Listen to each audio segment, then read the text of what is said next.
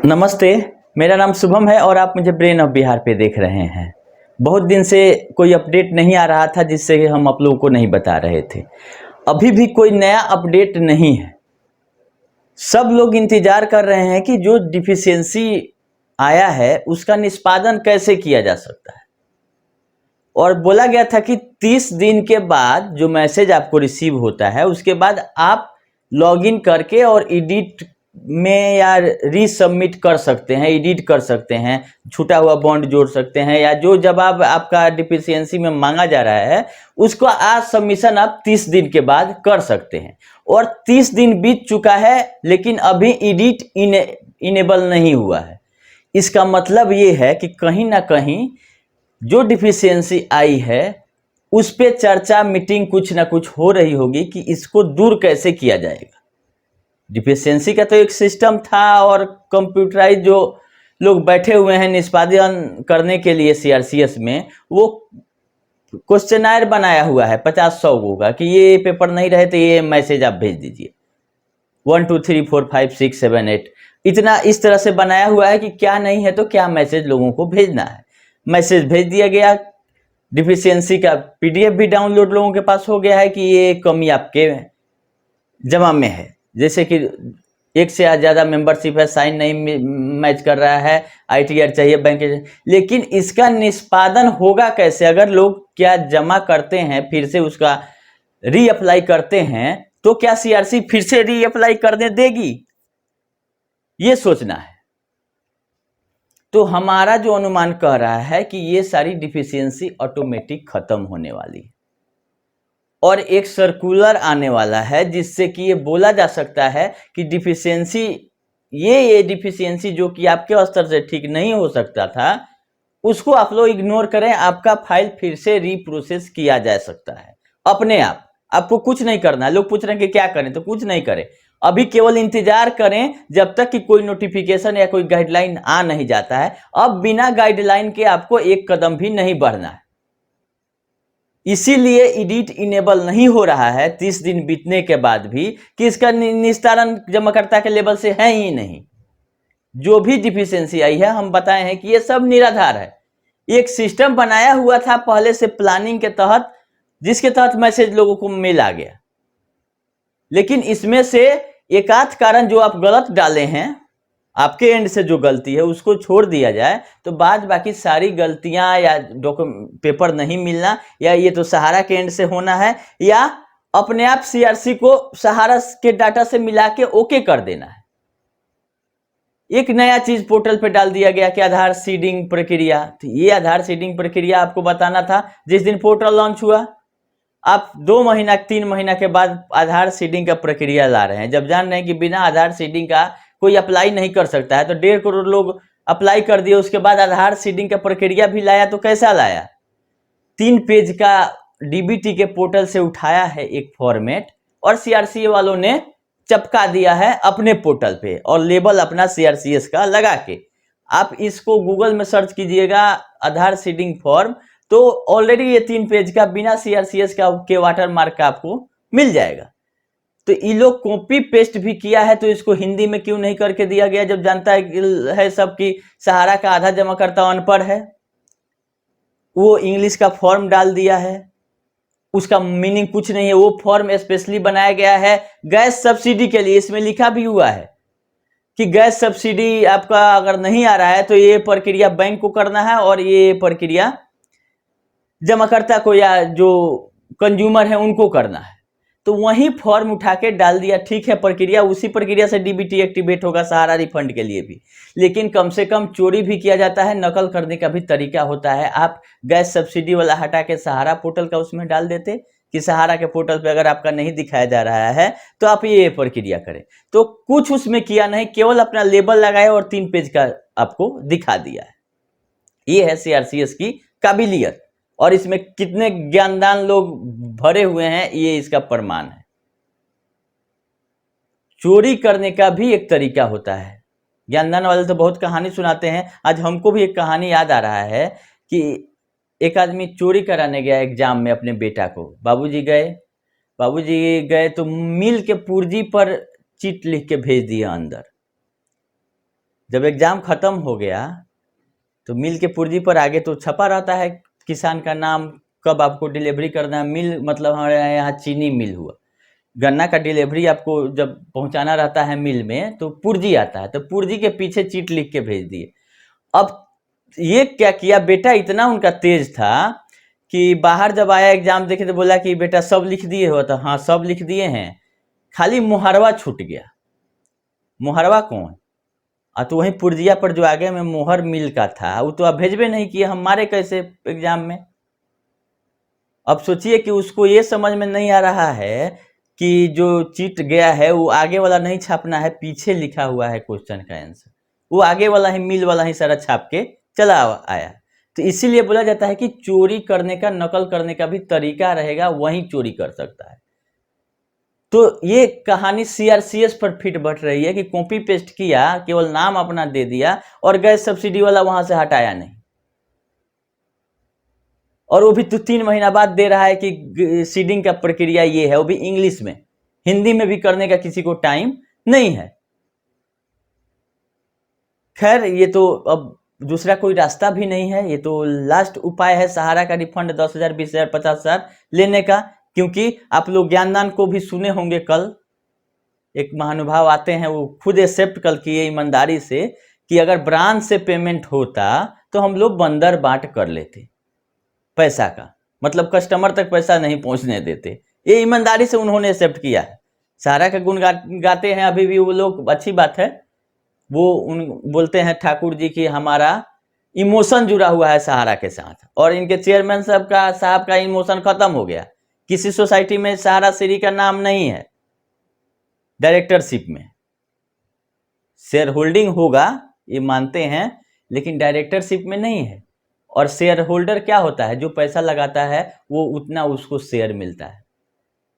लेकिन सुब्रत राय का इमोशन खत्म हो गया सहारा के प्रति, और इन लोगों का इमोशन अभी बचा हुआ है, जिनका पीएफ टीडीएस से लेके सैलरी तक कंपनी खा गई, अभी इनका इमोशन बचा हुआ है, इनका कहना है।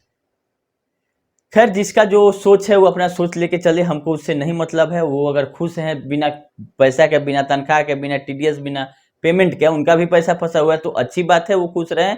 कुछ और जमा हो तो स्टार वाला स्कीम चालू है, उसमें जमा कर दें।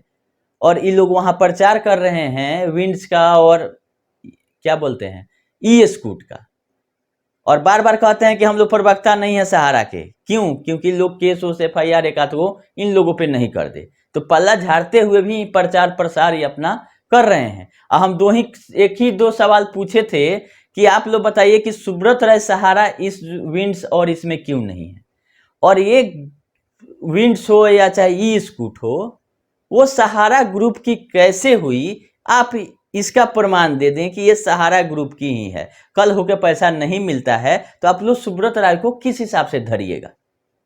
जिस हिसाब से सोसाइटी में धर रहे हैं, इन्होंने दे दिया है कि हमारा कोई मतलब नहीं है सोसाइटियों से।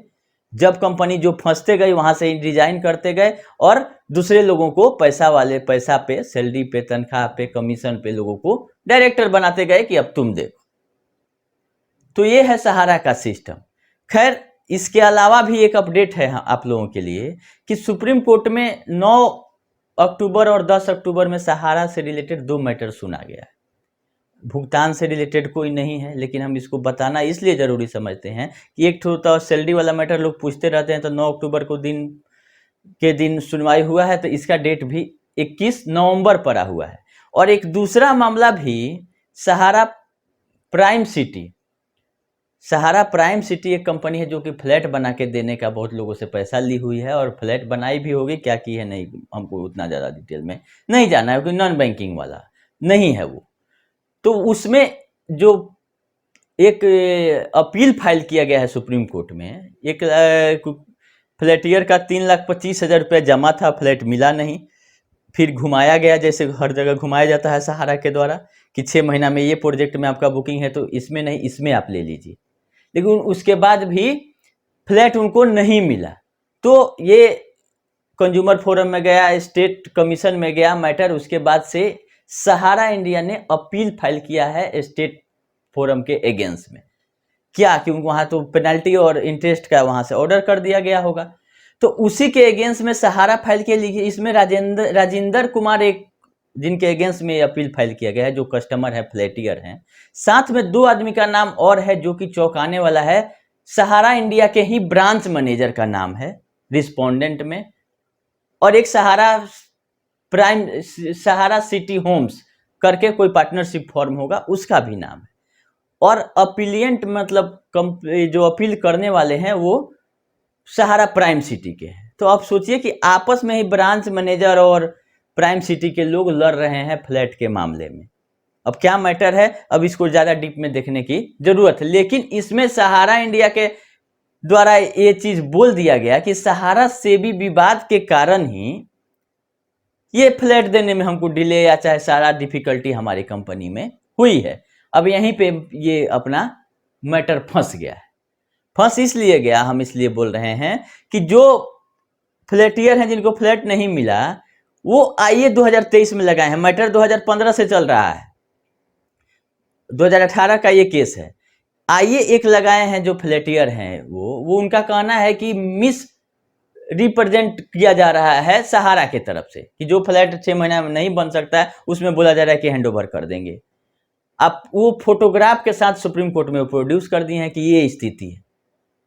तब इसमें चारों तरफ से घुमा के जैसे सहारा ले आती है सहारा से भी विवाद पे, तो लास्ट में एक लाइन इसमें ये भी बोल दिया गया कि सहारा से भी विवाद के कारण एम्बार्गो है कंपनी पर कि अपना कोई भी मूवेबल इमूवेबल एसेट्स सहारा ग्रुप नहीं बेच सकती है आज के डेट में भी। ये भी ऑर्डर में लिखा हुआ है। हमने भी आपको बताया था कि सहारा पे एम्बार्गो है, कोई दिक्कत नहीं है। लेकिन कितने प्रॉपर्टी पे है, कितने कंपनी पे है, कितने ग्रुप में कंपनियां हैं, आज तक किसी को नहीं पता चला। फिर इस ऑर्डर में भी यही बोला गया है कि सहारा ग्रुप ऑफ कंपनीज के जितने डायरेक्टर हैं वो अपना पर्सनल एसेट्स का डिटेल एफिडेविट करके 1 महीना के अंदर जमा करें, और इसका भी डेट 21 नवंबर 2023 है। तो ये देखने वाली बात है कि सहारा ग्रुप के कितने डायरेक्टरों का एफिडेविट इसमें फाइल होता है। हमको जो डर है कि जो दिल्ली हाई कोर्ट में सहारा की कि जब मैटर फंसने लगता है तो केस ही वहां से उठा लेती है। अपील सहारा ने किया है, तो हमको डर इसी बात का है कि जी अपने चक्रव्यूह में अपने जब फंस गई है तो फिर ये केस उठा मत ले, क्योंकि अब माननीय सुप्रीम कोर्ट से मांग दिया गया है कि ठीक है आपका कहना कि सहारा से भी विवाद के कारण फ्लैट भी आपको देने में डिले हो रहा है, और मात्र 3,25,000 रुपये फ्लैटियर जमा किए हैं, और इनका कहना है कि मात्र 15% है। 24 लाख का फ्लैट में 3,25,000 दिए तो इनका फ्लैट लेने का राइट ही नहीं है। अब बहुत कोशिश करने के बाद भी अपना पेमेंट हमको पूरा नहीं किए, तो कोर्ट का कहना है कि ठीक है पेमेंट नहीं की तो आप इनका फ्लैट कैंसिल करते या विथ इंटरेस्ट या चाहे जो आपको डिडक्शन करना था कैंसिलेशन चार्जेस करके इनका पैसा काहे नहीं वापस कर दिए कि आप 10 साल से रखे हुए हैं। मिला जुला के सहारा को ही दोषी ठहराया गया था कोर्ट में, जिसके चलते इसको अपील में जाना पड़ा सुप्रीम कोर्ट में, क्योंकि इसका कहना है कि बहुत सारे फ्लैटियर का ऐसा मामला है तो एक आदमी को पैसा देंगे तो सब लोग को उसी राह पे देना पड़ेगा, तो अपील क्यों नहीं किया कर दिया जाए। तो 18 से अपील चल रहा था, 23 में का ये फ्लैटियर के द्वारा फिर उसी में अपना लगाया गया और बोला गया कि हमारा फ्लैट नहीं मिल रहा है और ऐसा ऐसा मिस गाइड किया जा रहा है कोर्ट को। तो इसमें कोर्ट सहारा ग्रुप के डायरेक्टरों की और जो जिस प्रोजेक्ट में ये इनका बुकिंग है साथ साथ उसका भी पर्सनल एसेट्स का डिटेल एफिडेविट करके 1 महीना के अंदर जमा करना है, और अगला डेट 21 नवंबर है। तो ये भी अपडेट आप लोग जान लीजिए कि कितनी ग्रुप की कंपनियां हैं, कितने डायरेक्टर हैं, क्योंकि 2-4 आदमी मिलकर इतने बड़े संस्था को तो चला नहीं सकता है। इसमें 500 से 1000 लोग धराएंगे इसमें टोटल, जो डायरेक्टर लेवल के हैं। हमने आरटीआई भी किया है कि सहारा ग्रुप में कितनी कंपनियां हैं बताए, तो सेबी ने पल्ला झाड़ दिया है। एमसीए को दिए हैं तो एमसीए भी 1 महीना से ज्यादा हो गया, रिप्लाई अभी तक नहीं दिया है। वो जितने कंपनियों का हमने मांगा है सबके रजिस्ट्रार को फॉरवर्ड किया है मेरा आरटीआई कि आप जवाब दीजिए। अब बेसिकली हम उन 9 कंपनियों का रिलेटेड और सब्सिडी कंपनी का डिटेल मांग रहे हैं जिसका जांच एसएफआईओ कर रही है, क्योंकि केवल सोसाइटियों के संपत्ति से सोसाइटियों का भुगतान होना नहीं है। ये 5,000 करोड़, उसके बाद 25,000 करोड़ जो सुप्रीम कोर्ट में जमा है, सुप्रीम कोर्ट के आदेश से जमा है सहारा सेबी अकाउंट में, वो उसके बाद एमबी वैली में चलिए, उसके अलावा कहाँ से पैसा आएगा? तो इसके लिए जरूरी है कि सहारा ग्रुप में कितनी सारी कंपनियां हैं, उसके कितने संपत्ति हैं जो साइट पे शो करती है, उस संपत्तियों में कितना बिक गया है सुप्रीम कोर्ट के आदेश के बाद भी, और उसका पैसा सहारा सेबी अकाउंट में नहीं जमा हुआ,